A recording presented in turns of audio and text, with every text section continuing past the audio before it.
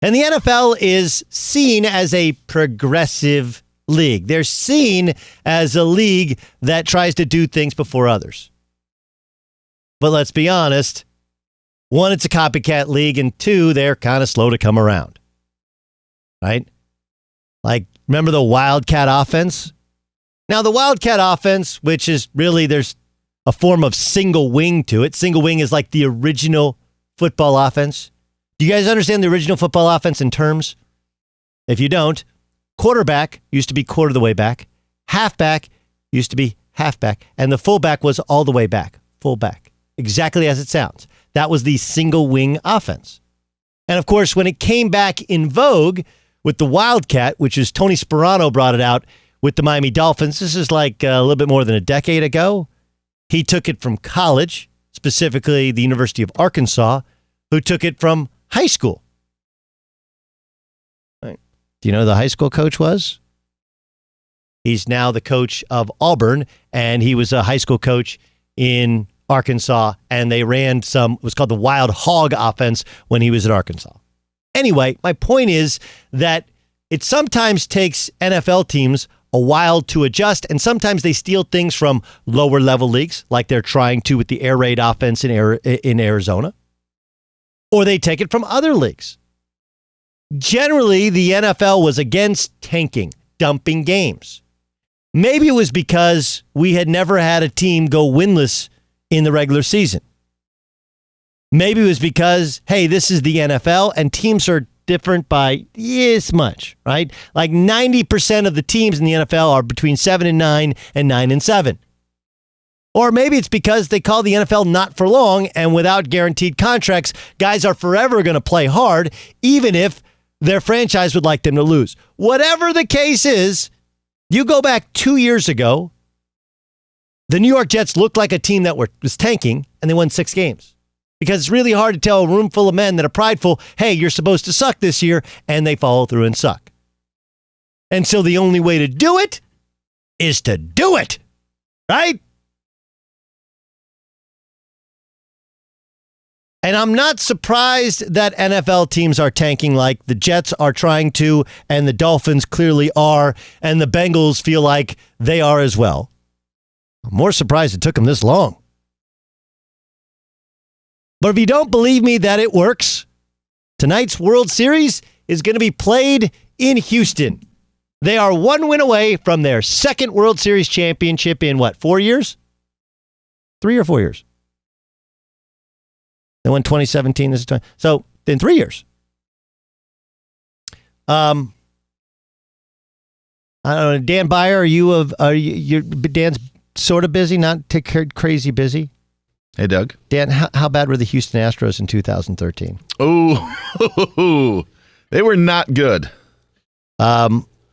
Here's how bad they were, okay? The 2013 Houston Astros are among the worst teams in the history of the sport. They were 51-111. 51-111. That's a year after they were 59-103, a year after they were 62-100. Okay? They lost 90, 100, 103, 105 games, and then they even lost 91 games in 2014. But then in 2015, they won 93, 83, 99, 109, and 107 this year. Tanking works. Don't believe me? 3 years of awfulness with the Philadelphia 76ers. Did you see Joel Embiid last night? Kind of filthy, kind of disgusting. 36 points. He caught a body and dunked on a player, ended his basketball life, and hit the game-winning shot. They win in Atlanta. So when I see that the Jets are making everyone on the roster, except for Sam Darnold, their number 1 pick, first round pick 2 years ago, and Quinnen Williams, their first round pick this year, available. And I see the Dolphins have already traded Laramie Tunsil, Minkah Fitzpatrick, previous first round picks from a previous regime. And they took on Aqib Talib's contract to get a 5th round pick from the Rams. And when I see the Bengals with 8 games left and he's playing pretty well, they're benching Andy Dalton, it doesn't feel like it is tanking has reached the NFL. The copycat league has copied other leagues. And rightfully so. Right? Like, what really is the point of winning 4 games when you can win 0? And if you think you'll go down in infamy, don't worry about it. There's been 2 winless teams in the last decade or so, right? It used to be like, can't go winless. Nobody's gone winless. Then the Lions went winless. You're like, you still don't want to be. Now the Browns go winless. And now they have, then they won 7 games 2 years later. And you're like, you know what? It's not that bad. It's not that bad.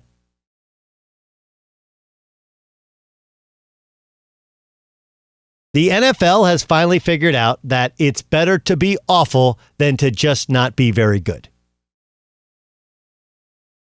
To wave the white flag. And the best way to do that is to do what NBA teams do. You're not really tanking, right? You just play young players. You play guys that are borderline pros. Especially at key positions. You don't play Andy Dalton. He might win you a game. No way. Play Ryan Finley. First, you see what the kid's got. Second, even though he played 4 years at NC State and put up a bunch of numbers, you're like, end of a game, I think Andy Dalton might know how to win, and I think Ryan Finley's got no clue what he's doing. Tanking has reached the NFL. And I'm just surprised as hell it took this long for people to figure it out. And it's not just tanking. It's not just one team. It's widespread. Right? It's widespread. It's a bunch of teams going like, we got no shot. I mean, that's what the Redskins are doing by playing Dwayne Haskins, who apparently doesn't know the plays. You guys see that report today? Yeah, apparently Adrian Peterson cornered him after the game last week. He was like, hey, dude, I don't know if you know the plays or don't know the plays, but everyone thinks you don't know the plays, so you might want to brush up on them. Like, bro, how far in the season we are before you know the plays? Right? And it works in the NFL, maybe even more so than it works in the NBA. Because half the teams that don't make the playoffs next year.